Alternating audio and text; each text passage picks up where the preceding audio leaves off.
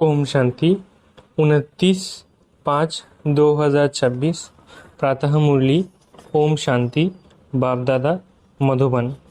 बाबा आज कह रहे हैं, मीठे बच्चे, इस पुरानी दुनिया व देहधारियों से कभी दिल नहीं लगाना। दिल लगाई तो नसीब फूट जाएगा।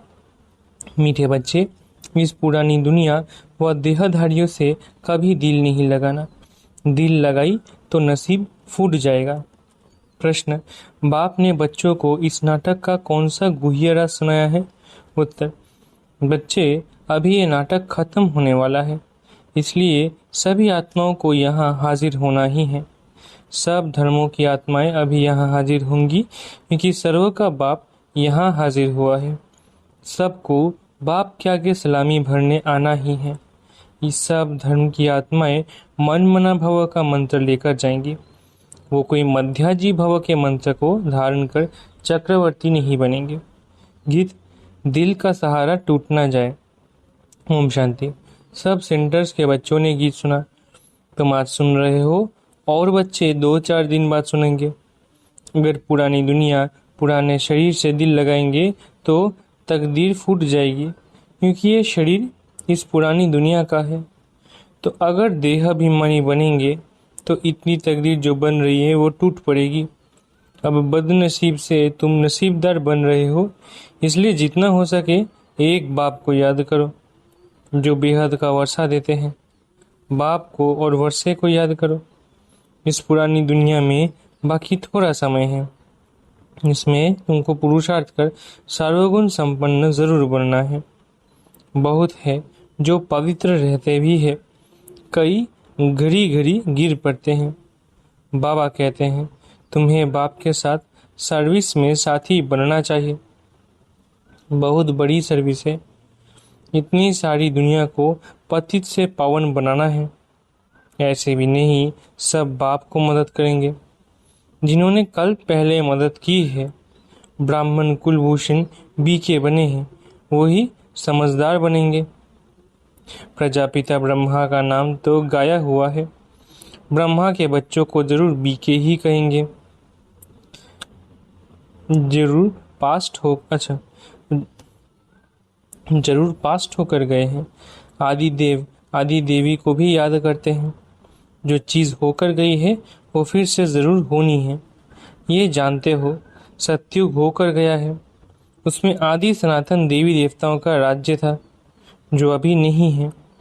देवी देवताएं जो पवित्र प्रवृत्ति मार्ग वाले राज्य करते थे वो अभी 84 जन्म की अंत में है।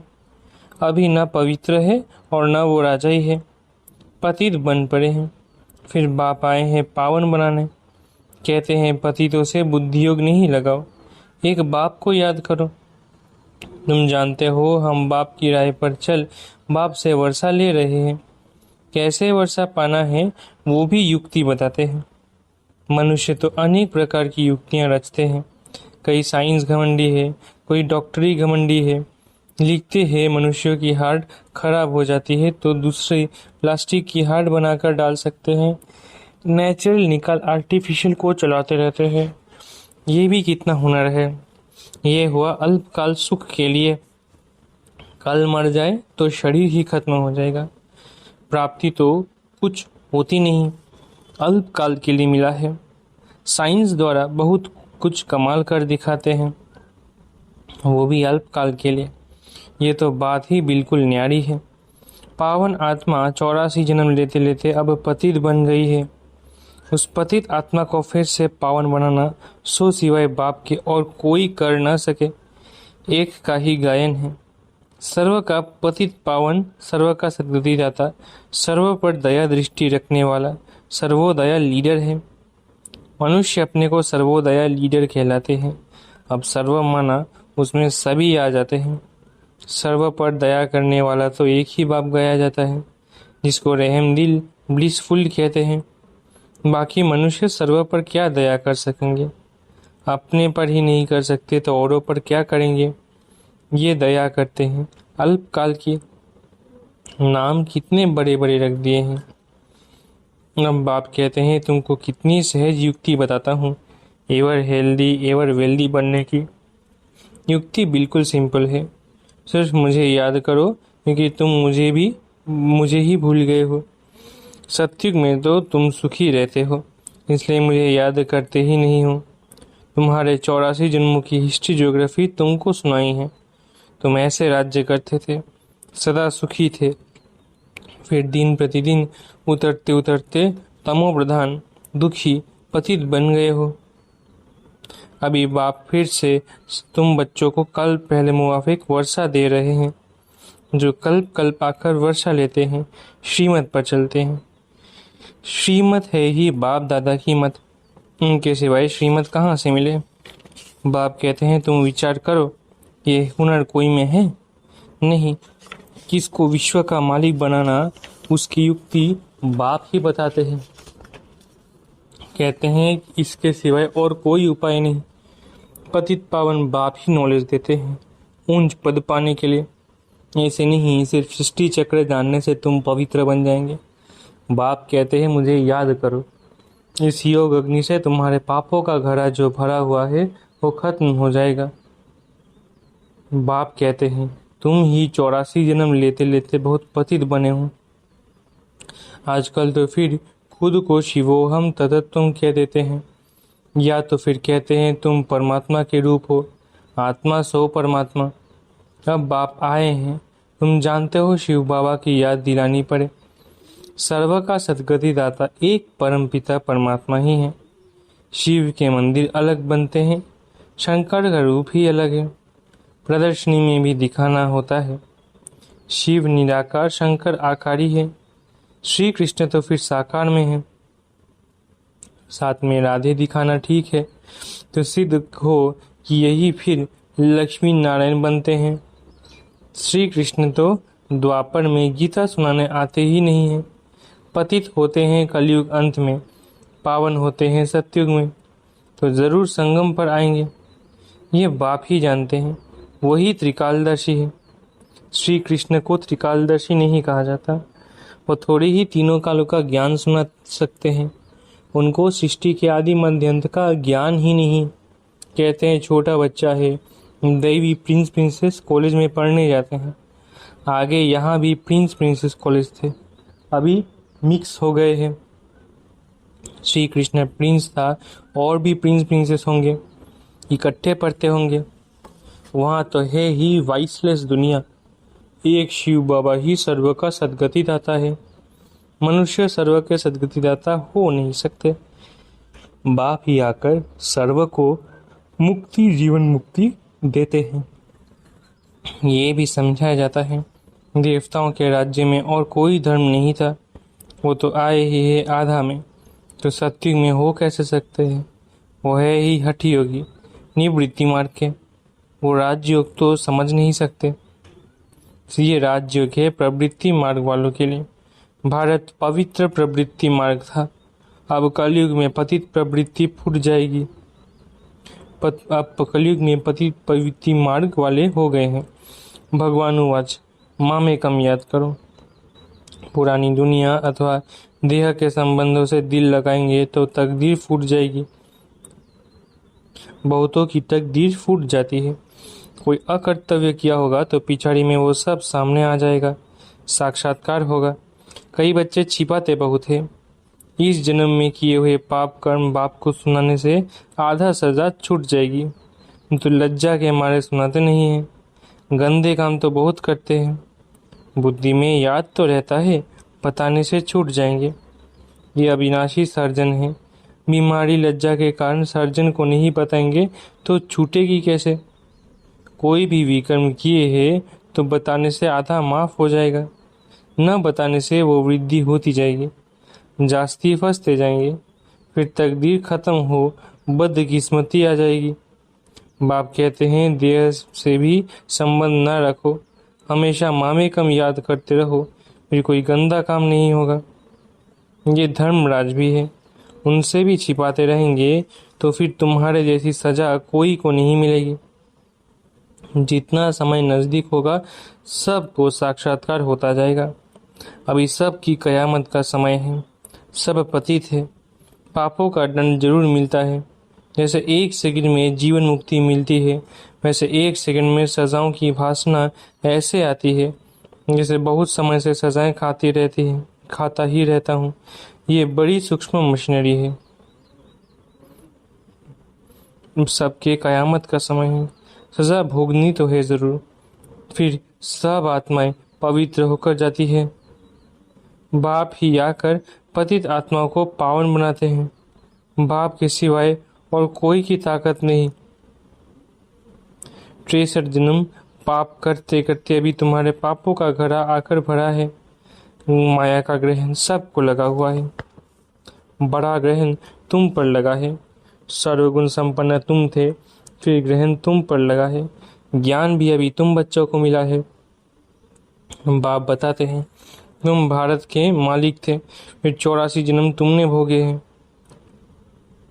ऐसा सीधा बताते हैं कि तुम बरोबर देवी देवता धर्म वाले थे, फिर पतित होने के कारण हिंदू कहला दिया है। हिंदू धर्म तो कोई ने स्थापन किया ही नहीं है। मठ पंथ को डिनाइस्टी नहीं कहेंगे, डिनाइस्टी राजाओं की होती है। Lakshmi Narayan the first, second, third ऐसे राजा ही चलती है। ये भी जरूर है, पावन से पतित बनना ही है। पतित होने के कारण देवी देवता कहला नहीं सकते। तुम समझते हो हम पूज्य आदि सनातन देवी देवता धर्म के थे, अपने धर्म के चित्रों को ही पूजते हैं। सिर्फ ये भूल गए हैं हम ही पूज्य देवी देवता थे, अब पुजारी बने हैं। अभी तुम समझते हो बाप ने वर्षा दिया था, फिर पतित बने हैं तो अपने ही चित्रों की बैठ पूजा की है।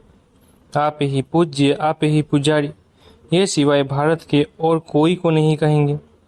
बाबा भी भारत में ही आकर ज्ञान देते हैं, फिर 100 देवता बनाने के लिए। बाकी सब हिसाब किताब चुकतू कर वापिस चले जाएंगे। आत्माएं सब बाप को पुकारती रहती है, ओ गॉड फादर। ये भी समझने की बात है। इस समय तुमको 3 बाप है, एक शिव बाबा, दूसरा लौकिक बाप और ये अलौकिक बाप प्रजापिता ब्रह्मा। बाकी सबको 2 बाप है, अलौकिक और पारलौकिक। सत्युग में सिर्फ एक ही लौकिक बाप होता है, पारलौकिक बाप को जानते ही नहीं, वहाँ तो है ही सुख।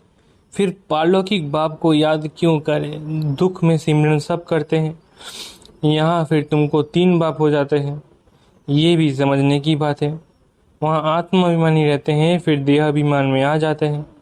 यहाँ तुम आत्माभिमानी भी हो तो परमात्मा अभिमानी भी हो। शुद्ध अभिमान है कि हम बाप के सब बच्चे हैं, उनसे वर्षा ले रहे हैं। वो बाप शिक्षक सदगुरु है, ये उनकी महिमा भी समझानी पड़े। वही आकर सब बच्चों को वर्षा देते हैं। सत्युग में तुमको था, फिर 84 जन्म ले गंवाया है। अब ये समझाना कितना सहज है। बाप को कहा जाता है पतित पावन सर्व का सदगति दाता। ये दुनिया ही पतितों की है, कोई सदगति दे कैसे सकते हैं। बाकी कोई बहुत शास्त्र पढ़े हुए है तो अंधमति सो गति हो जाती है, फिर छोटेपन में ही कंठ हो जाते हैं। तो बाप तुम बच्चों को कितनी अच्छी मीठी मीठी बातें सुनाते हैं। बच्चे तुम तमो प्रधान बन गए हो, अब फिर बाप को याद करो तो खाद निकलेगी। अभी नाटक पूरा होता है, सबको हाजिर होना है। क्राइस्ट आदि सब की आत्मा हाजिर है, वो भी बाप के पास सलामी भरने आएंगे। चक्रवर्ती राजा तो बनना नहीं है, सिर्फ बाप को याद करेंगे। मन मना भव का मंत्र ले जाएंगे। तुम्हारा है मन मना भव और मध्याजी भव का डबल मंत्र। बाप कितनी अच्छी युक्ति बताते हैं। अच्छा, मीठे मीठे सीख रहे थे बच्चों प्रति माता पिता बाप दादा का याद करो। Good morning. रूहानी बाप की रूहानी बच्चों को नमस्ते। हम रूहानी बच्चों की रूहानी माता पिता बाप दादा को याद प्यार, गुड मॉर्निंग और नमस्ते। धारणा के लिए मुख्य सार। पहला, इस पुरानी दुनिया में रहते पुरुषार्थ कर सर्वगुण संपन्न जरूर बनना है। इस पुराने शरीर व पुराने दुनिया से दिल नहीं लगानी है, नसीबदार बनना है। दूसरा, आत्माभिमानी और परमात्मा अभिमानी रहना है। इस कयामत के समय में बाप से कुछ भी छिपाना नहीं है, अविनाशी सर्जन से राय लेते रहना है। वरदान, संग दोष से दूर रहे, सदा बाप की समीपता का भाग्य प्राप्त करने वाले पास विद ऑनर भव। संग दोष से दूर रहे, सदा बाप की समीपता का भाग्य प्राप्त करने वाले पास विद ऑनर भव। यदि बाप के समीप रहना पसंद है तो कभी कोई भी संग दोष से दूर रहना। कई प्रकार के आकर्षण पेपर के रूप में आएंगे, लेकिन आकर्षित नहीं होना। संग दोष कई प्रकार का होता है, व्यर्थ संकल्पों व माया के आकर्षण के संकल्पों का संग, संबंधियों का संग, वाणी का संग, अन्न दोष का संग, कर्म का संग। इन सब संग दोषों से अपने को बचाने वाले ही पास विद ऑनर बनते हैं। स्लोगन, आप फरिश्ता बनो तो परिस्थितियों में बाप स्वयं आपकी छत्र छाया बन जाएंगे। स्लोगन, आप फरिश्ता बनो तो परिस्थितियों में बाप स्वयं आपकी छत्र छाया बन जाएंगे। अव्यक्त इशारे, सदा अचल अडोल एक रस स्थिति का अनुभव करो। सदा एक रस अचल अडोल बनने और बनाने की विशेष शक्ति ये ड्रामा की पॉइंट है। इसे शक्ति के रूप में धारण करने वाला कभी हार नहीं खा सकता। लेकिन पहले ड्रामा की बिंदी लगाकर व्यर्थ संकल्पों को शुद्ध संकल्पों में परिवर्तन करो, फिर माया के आने वाले अनेक प्रकार के विघ्नों को ईश्वरीय लगन के आधार से समाप्त करो। अच्छा, ओम शांति। शुक्रिया बाबा।